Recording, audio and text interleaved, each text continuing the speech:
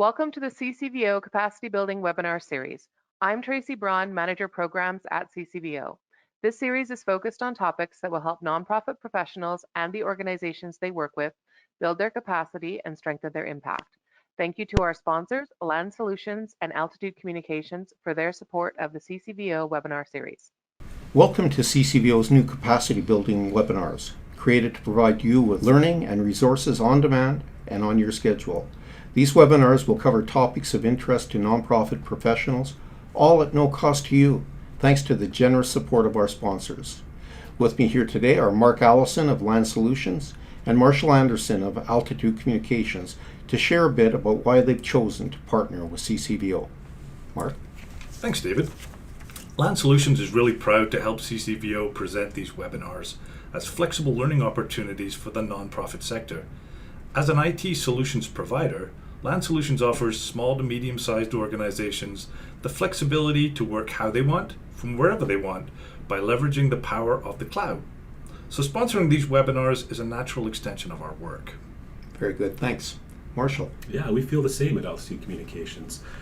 We're a cloud provider of telephone and communication services, and we saw the direct link between the expert content of these webinars and what they're trying to promote, which is productivity and efficiencies to the viewership. And we were able to marry that with our own passion for driving those same productivities and efficiencies to our customers by leveraging our platforms. So we're very happy to sponsor this programming. Thanks to you both.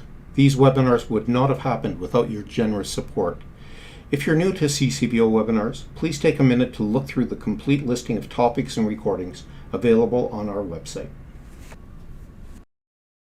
This webinar is pre-recorded, but that doesn't mean you can't ask questions. We encourage you to add your questions to the chat window because we'll be sharing them with speakers for a follow-up blog post. You'll be able to find the link for this post and the recording of this webinar on our website after the release date. For this webinar on government relations, we're joined today by Puneet Luthra. Puneet is a nonprofit government relations professional with over 15 years of experience in securing government funding and influencing policy.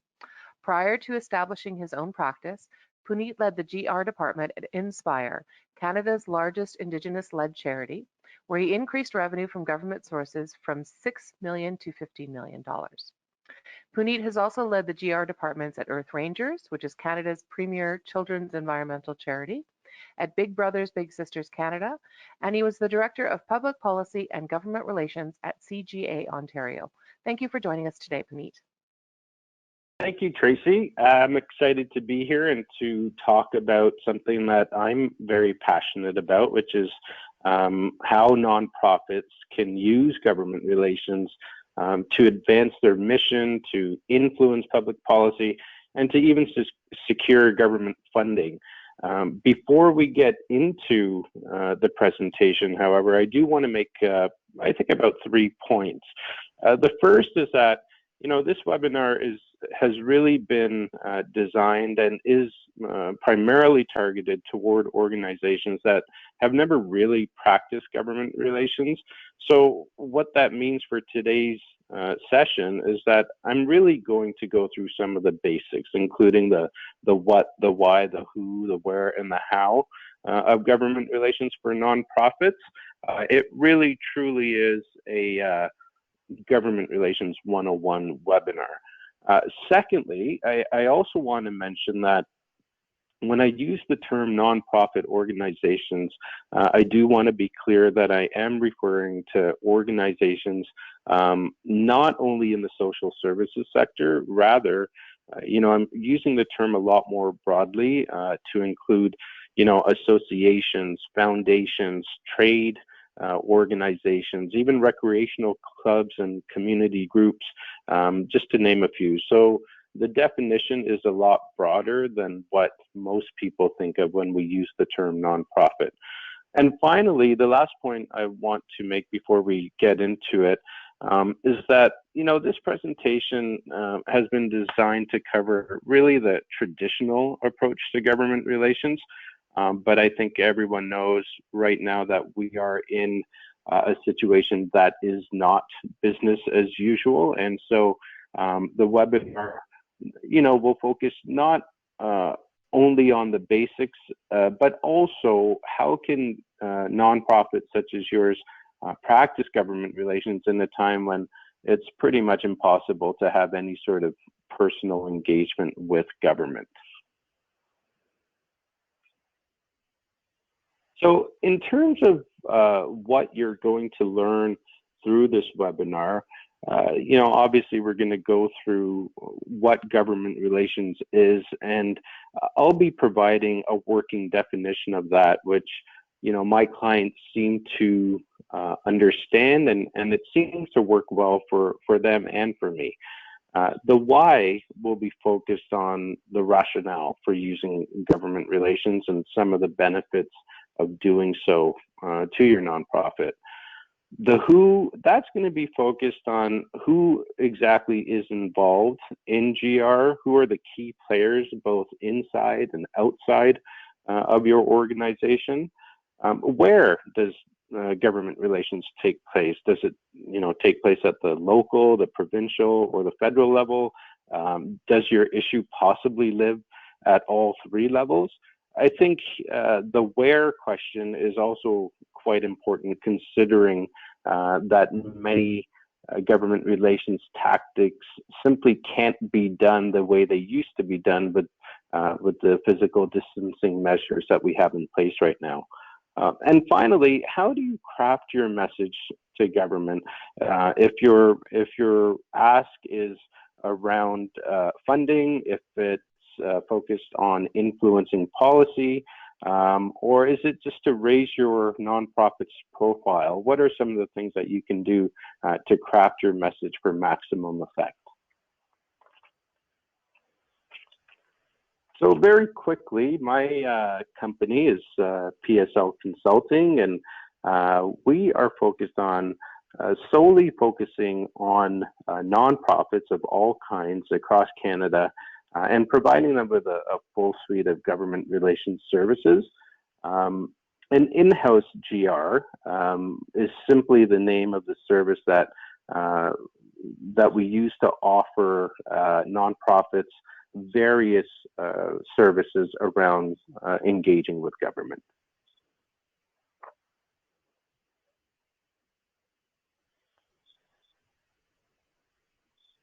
So what is government relations? To me, government relations has really only ever been about two things. One, it's about the communication between your organization and government.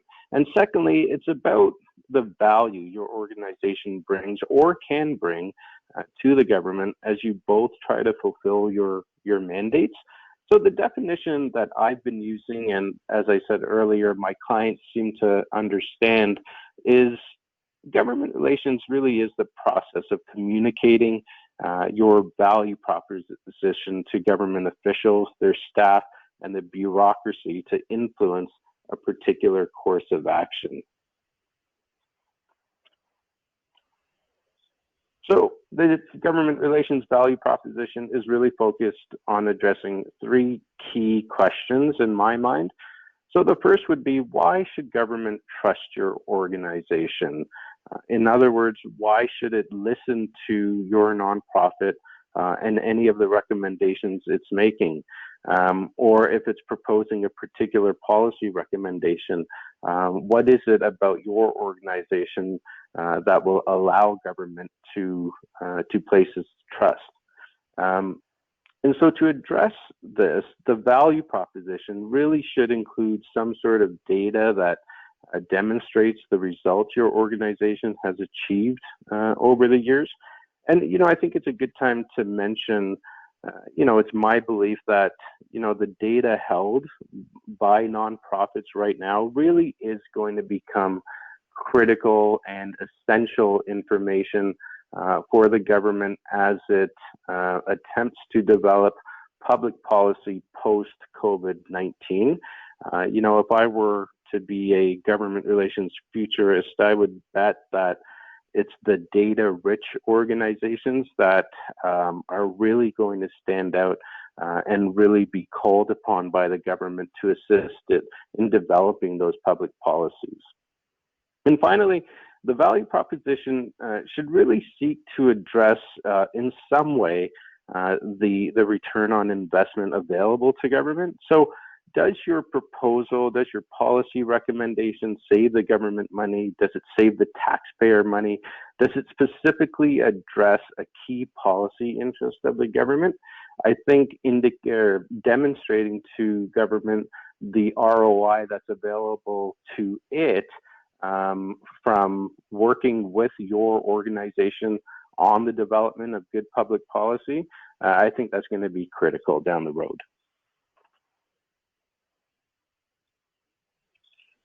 So what would your value proposition be? Now, this is an exercise that I think, considering the situation that we're all in now, can be worked on in the absence of any face-to-face meetings. So it's an exercise that shouldn't take you too long, and it will really serve you well when these physical distancing measures are removed and you're able to engage with officials in a personal setting.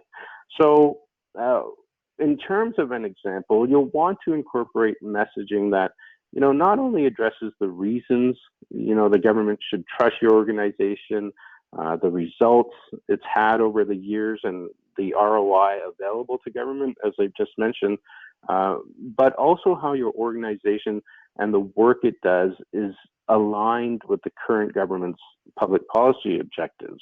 So if we consider the current situation we're all in, it's the organizations that really not only have just a track record of success that are, better positioned to influence government, it's also those organizations, I think, that remind government constantly of their value proposition. And I think, right now, a great example is the Canadian Federation of Independent Business, which, to me has clearly and without a doubt been instrumental in shaping the various COVID support programs announced by the federal government.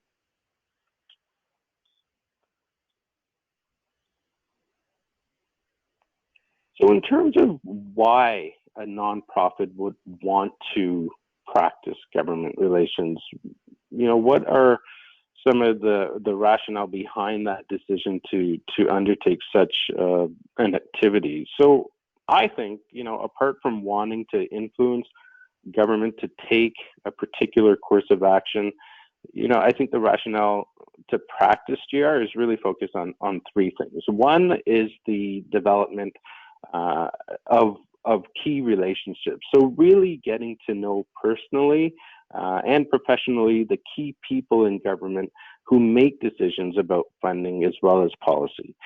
Number two, I really do believe it's also about providing government, a consistent and constant description of the work your nonprofit does.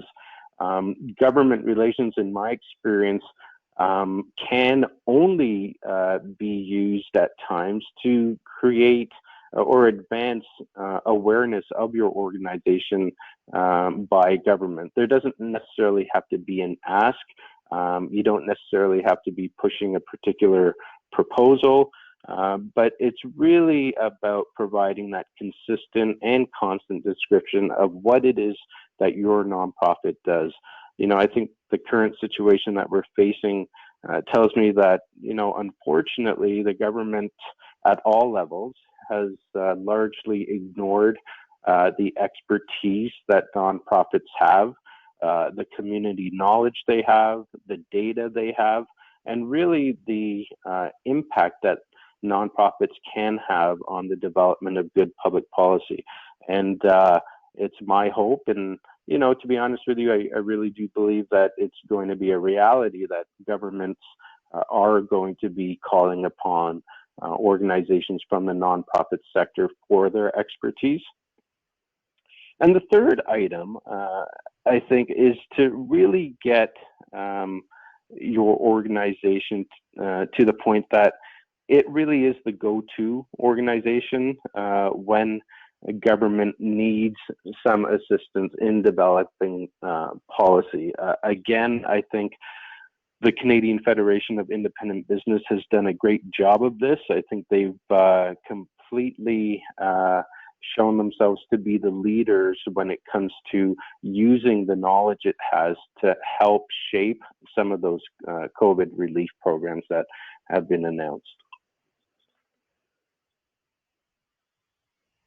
So in terms of another exercise, I think it's important that you take the time to understand and to document and to articulate why government relations is important to you. I can tell you from experience that, most nonprofits, most organizations that I've worked with are either looking for funding or to influence policy. Mostly funding, to be honest with you. But I can tell you also that sometimes these two intersect. So, for example, one of my clients, the Canadian Pulmonary Fibrosis Foundation, they've been engaged with the provincial government here in Ontario to advocate for funding not for themselves, as is often the case, so the funding would flow to that particular organization, but rather for funding of clinics that treat pulmonary fibrosis patients.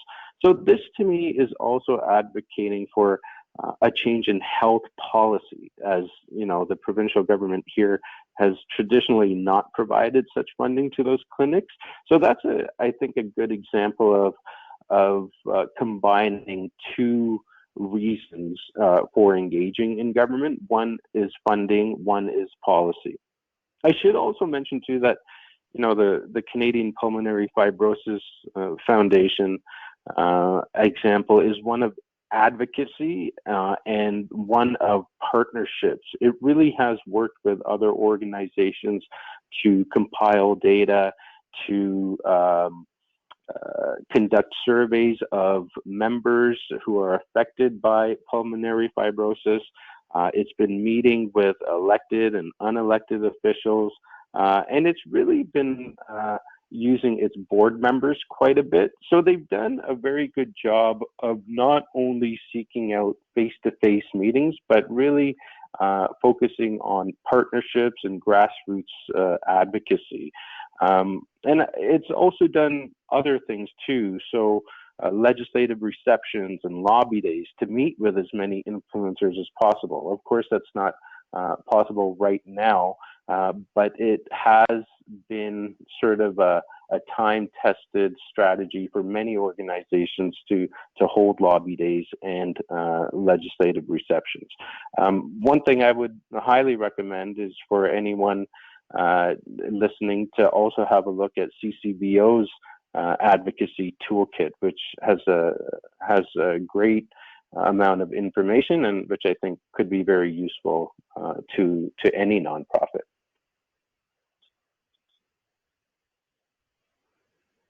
So in terms of who is involved in government relations, who are the key players? So inside your nonprofit, GR, if it's anyone's responsibility at all, it sometimes comes down to being the executive director's responsibility. In my experience, most small nonprofits don't practice GR unless the executive director, attends one or two government events per year. You'll also see in some medium-sized organizations that because government funding is so important to many nonprofits, the GR function is often combined with the development or the fundraising team. And you'll see that quite often in many medium-sized organizations. When it comes to the large ones, there could very well be a standalone function, a standalone government relations function that is the responsibility of a manager, a director, or even a vice president of government relations. I think it's also important to mention here that I think, GR effectiveness is enhanced when, the nonprofit really uses and leverages the connections that its board members have with government. I think it's clear to me, in my experience, that many board members can open a lot of doors, and I would highly recommend leveraging those board members' networks within government. So in terms of outside of the organization, who's involved in government relations? Well, I think it's fairly obvious that the key players are the elected officials, such as the members of the Legislative Assembly. And in that regard, a relationship with your local MLA can really go a long way to having a champion, your own champion within government, who can help communicate your message, who can identify for you opportunities for you to further engage with government. As I've also mentioned earlier, it will be important to engage not only with the MLA or elected officials, but with leaders from the public service, including deputy ministers, assistant deputy ministers, as well as, I think, junior program staff. In my experience, the relationships between a nonprofit and junior program staff who may manage a funding agreement between the government and the nonprofit, they've often been very beneficial relationships because, I've seen that these junior program staff are often the ones who alert nonprofits to changes to funding agreements, to changes in policy, and to opportunities to engage further with government.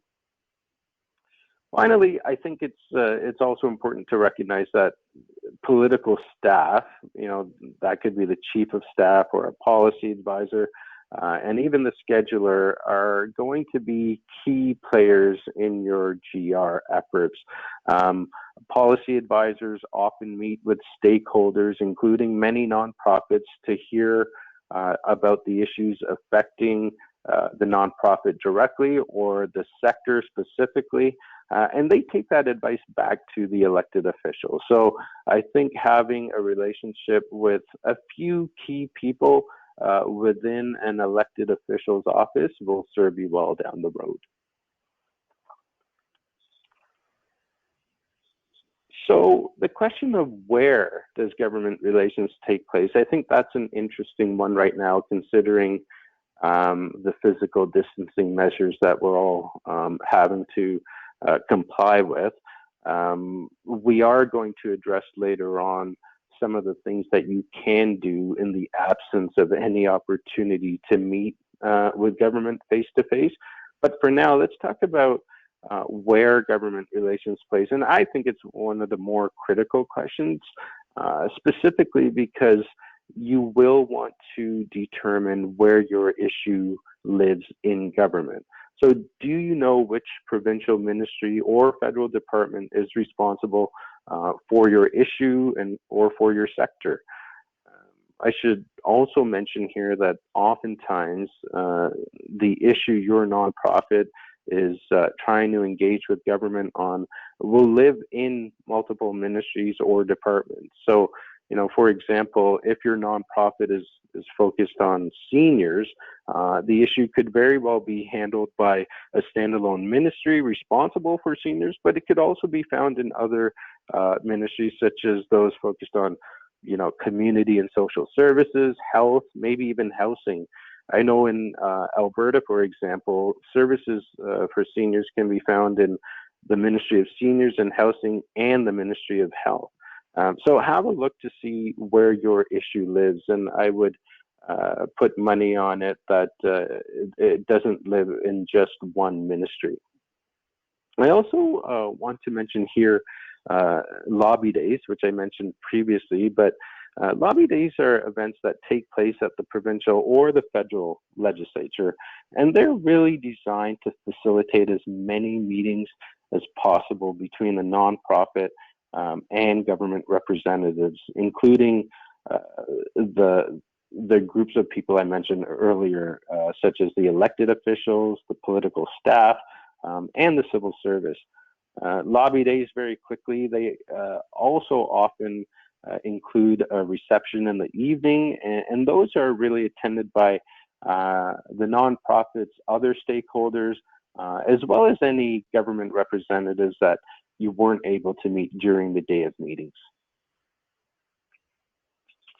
Government relations also takes place, I believe, where and whenever the government holds public consultations. So an example would include pre-budget consultations held by the government to solicit feedback from organizations concerning the upcoming provincial or federal budget. So if you are involved in delivering a pre-budget submission on behalf of your nonprofit, you are effectively engaging in government relations, even if the submission is only a written one. So crafting your message to government, in addition to your value proposition, which we spoke of at the beginning, I think the message you deliver to government will be that much stronger when it's aligned with the government's own policy objectives. So to create this alignment, some of the resources I believe every nonprofit should be reviewing when trying to craft a strong message will be things such as ministry strategic and business plans, throne speeches, which highlight the focus of the government and of that session, ministry reports, and any other government documents that clearly indicate the government's policy focus in both the short and medium term. I also want to repeat the importance of incorporating not only government's own message into your message, but also incorporating your own nonprofit's data into your message. As I said earlier, nonprofits sit on, I believe, what is a gold mine of data. And as I also mentioned earlier, I think it'll be these organizations that mine their data and share their data that share their data with government that are really going to be the ones that stand out. Going back to the CFIB, the Canadian Federation of Independent Business, I think they've just done simply an amazing job of using the data it has on independent businesses to really become the leader in providing policy recommendations to help their members deal with the COVID-19 situation. In Alberta, for example, there's an organization called the Alberta Innovation Corridor, and that's a joint effort between Edmonton and Calgary, and they advocate for investment into Alberta's tech sector, and it uses the data it has on that sector to propose technology-specific relief measures. So using the data that you have is really going to be critical when you have a message to government.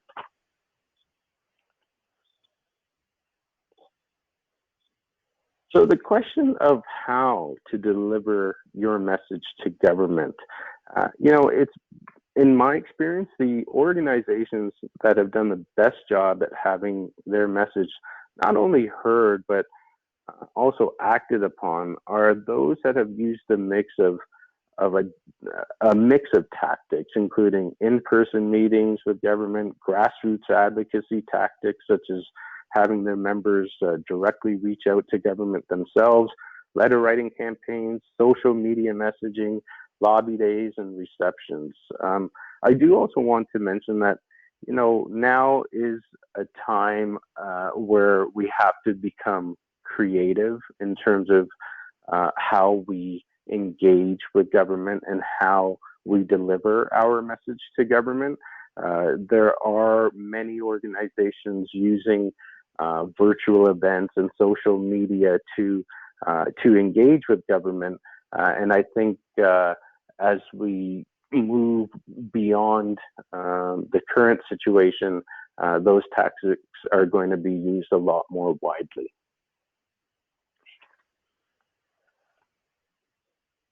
So we have spoken about, where government relations takes place, how to craft your message to government. But I think the big question now is, how can nonprofits practice government relations. How can nonprofits engage with government if there are so many restrictions right now on face-to-face meetings, on gathering in large groups? So that rules out things like lobby days and receptions. So in this section here, I really want to talk about some of the steps I think that you can take during this time, and really sort of prepare for your government relations engagement post-COVID-19. So whether you want to engage with government around a particular policy issue or to start developing your GR strategy for when things return closer to normal, I would suggest that there are at least four activities any organization can really do now.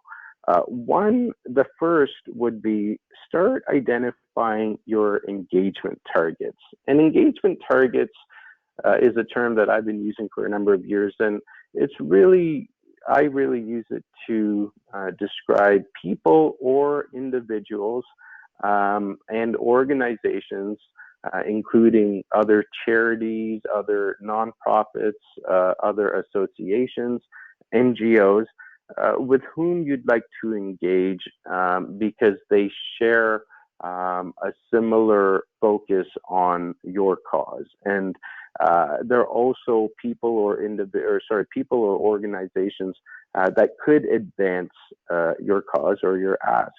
So, in addition to identifying these individuals and these organizations with whom you'd like to engage, I think you may also want to have a look at whether there are any opportunities to participate in their GR or advocacy efforts. So, for example, can your organization share with your own members the call to action initiated by another organization to email elected officials or to participate in a letter writing campaign to government? It's not always necessary to go it alone. There's many organizations, once you do your research, you will find that there are many organizations that can help advance your cause and with whom you can participate on various GR tactics. Another example would be to share your experiences with a particular issue by participating in surveys and questionnaires or other forms of data gathering being conducted by other organizations such as industry or sector specific associations. If your organization is the association, then you will want to consider surveying your own members on their thoughts on a particular issue that you would like to take up with government.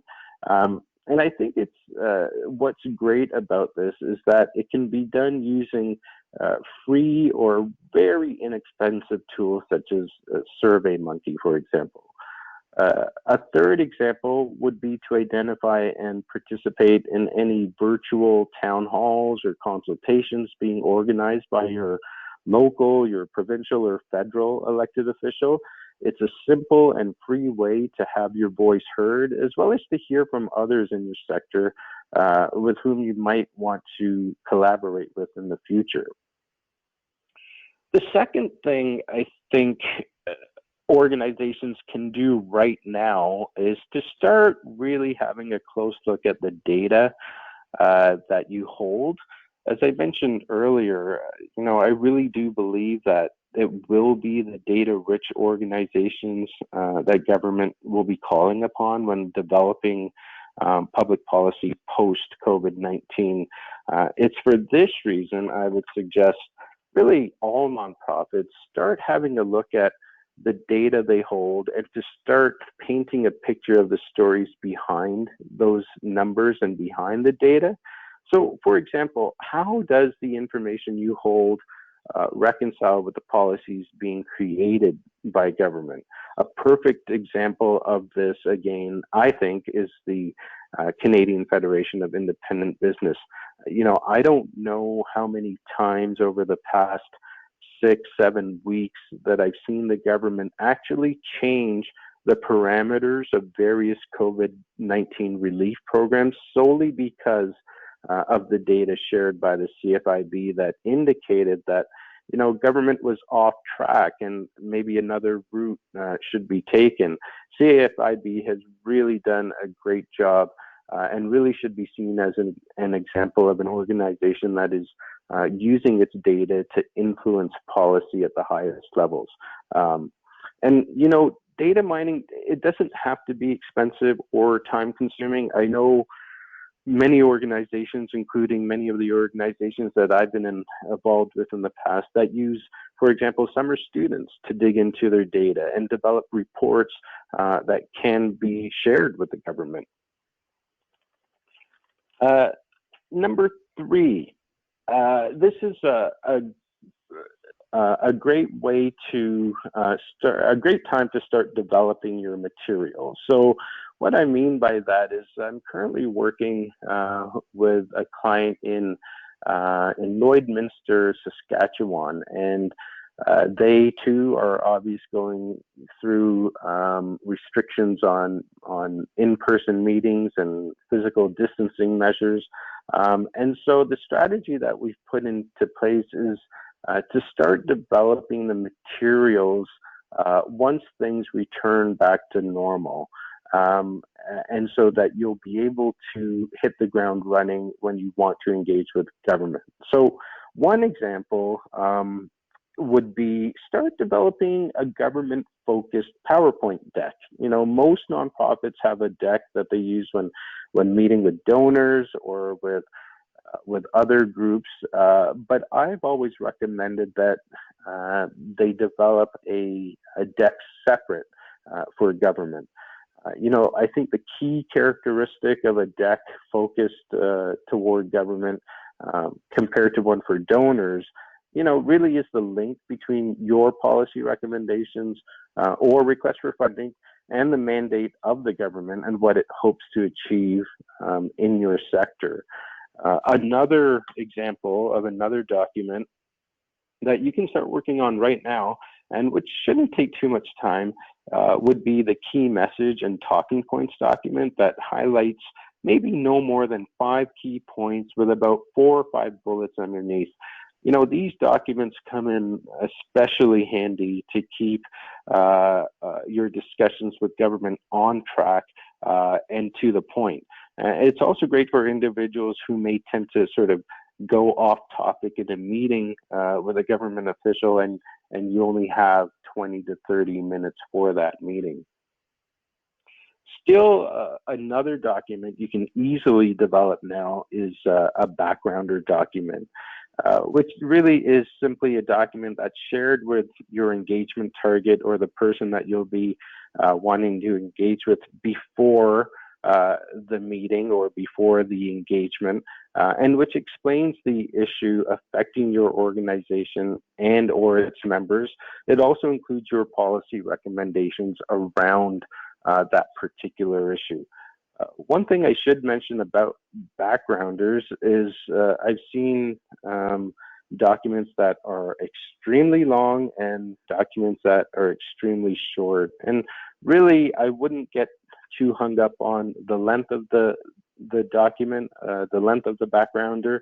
The length, of course, is going to depend on a number of issues, including the complexity of the subject matter, and really the number and types of recommendations you're proposing to government. But I think the key to any backgrounder really is to ensure it explains the issue and your recommendations in a clear, concise, and easy to follow manner. And number 4, the 4th thing that I think organizations can do right now is to simply read as much as possible. And one of the things I would say I do a lot of in my role as a government relations professional is reading a lot of government and non-government related documents. So one of the things I would suggest spending some time on right now is to start identifying and subscribing to really the myriad news sources available by far, the most useful news will be the news releases coming out of, the provincial ministry or the federal department, which manages your file or is responsible for your sector. You can do this, on an individual ministry or department basis, or you can take advantage of various news aggregators and RSS feeds.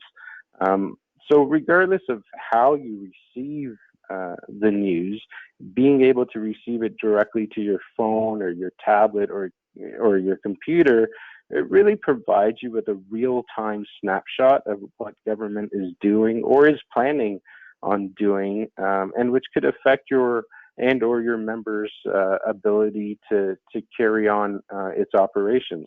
I know for sure that subscribing to these types of news services will save you time down the road, as you won't have to visit every government website that affects your issue.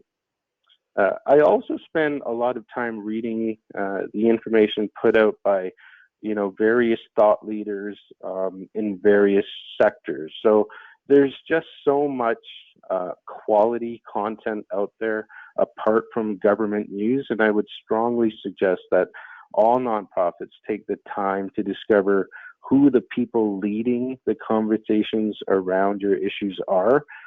Perhaps you could download their podcasts or read their blogs. Those are just some examples of the things that you can tap into right now, and which for the most part are free. And finally, one of the more interesting items I would suggest all nonprofits read are ministers' mandate letters. These are documents that outline the Prime Minister or the Premier's expectations of his or her cabinet members, and they provide a really great snapshot of what each minister is being tasked to do in the current mandate.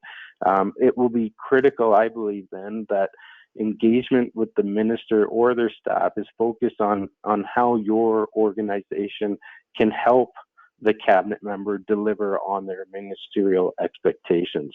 And here's one sort of pro tip.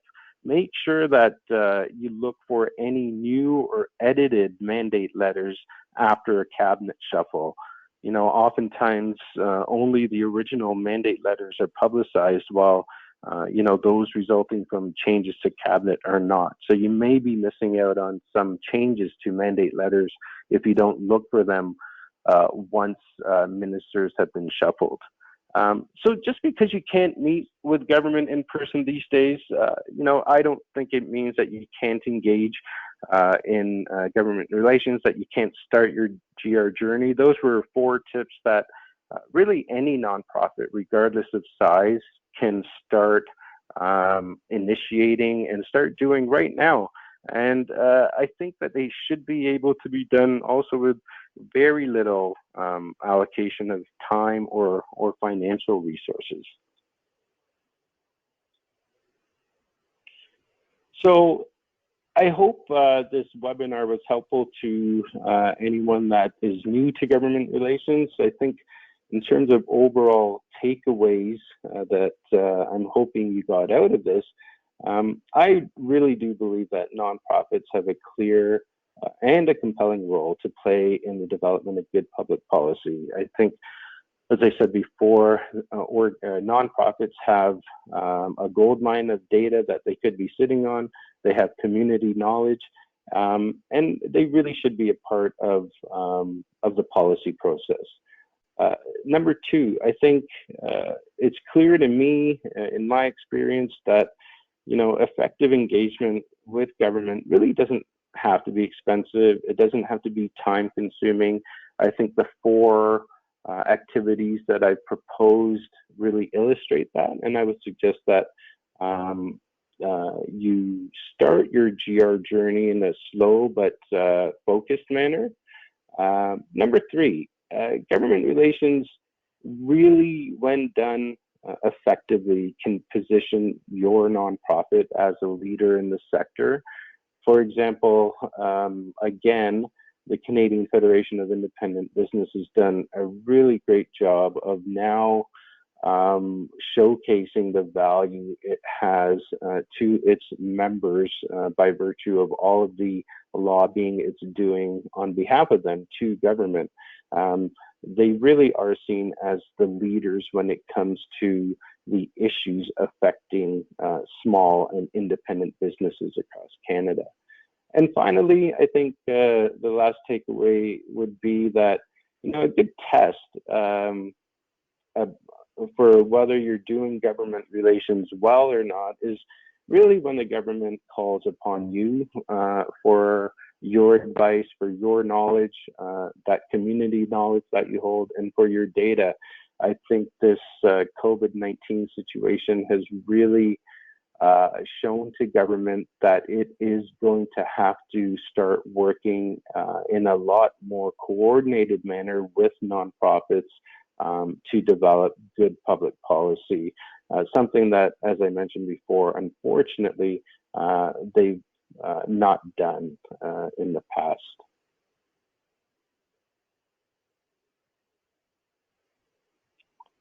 So I'm hoping that if you have any questions, you will email me. I'm happy to take any questions, happy to go on a video call and to provide any advice that I can. I'm on Twitter. My email address is there for you to use, and my website is governmentrelations.ca. So please don't hesitate to contact me.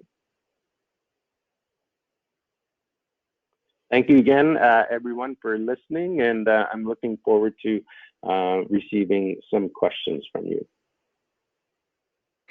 Thank you, Puneet, for sharing your expertise with us. I look forward to reading your thoughts on the follow-up blog post. And thank you as well to our sponsors, Land Solutions and Altitude Communications, to the CCVO team who worked behind the scenes to produce this webinar, and to you, the audience, for spending this time with us. All the best until next time.